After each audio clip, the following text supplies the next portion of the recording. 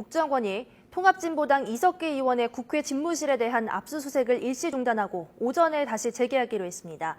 이석기 의원의 집무실은 결국 압수수색을 진행하지 못했습니다. 국회의원회관 연결합니다. 박주훈 기자, 현재 상황 어떻습니까?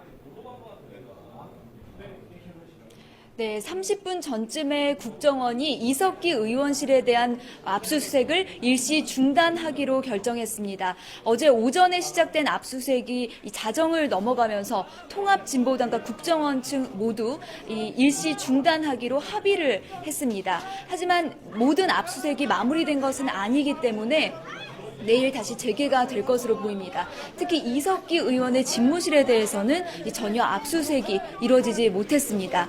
때문에 내일 다시 압수수색을 재개해야 하는 만큼 이제 밤새 새벽 동안에는 국정원과 통합진보당의 관계자들이 최소한의 인원이 의원실 안에 남기로 했습니다.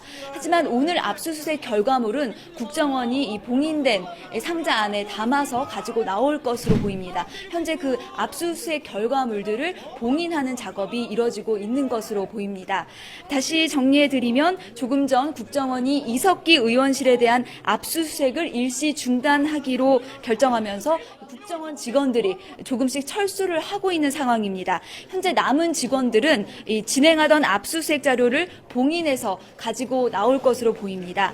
앞서 국정원 측은 오후 6시쯤에 24시간 압수수색 영장을 다시 발부받았습니다.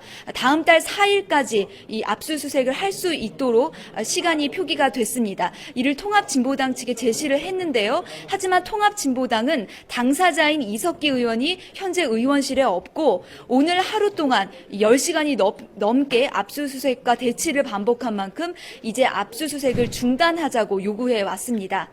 앞서 오전에는 이석기 의원실의 일부 보좌관이 내부 문서를 국정원 압수수색 전에 파쇄하는 것으로 보이는 장면이 카메라에 포착돼 논란이 됐습니다.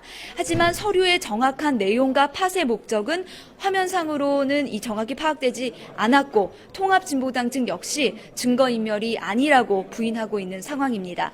또 이석기 의원의 자택을 압수수색하는 과정에서 현금 뭉치가 발견된 것과 관련해서도 통합진보당 측은 임차 보증금 반환 등의 용도로 마련된 급전이라고 해명했습니다. 지금까지 국회의원회관에서 YTN 박조훈입니다.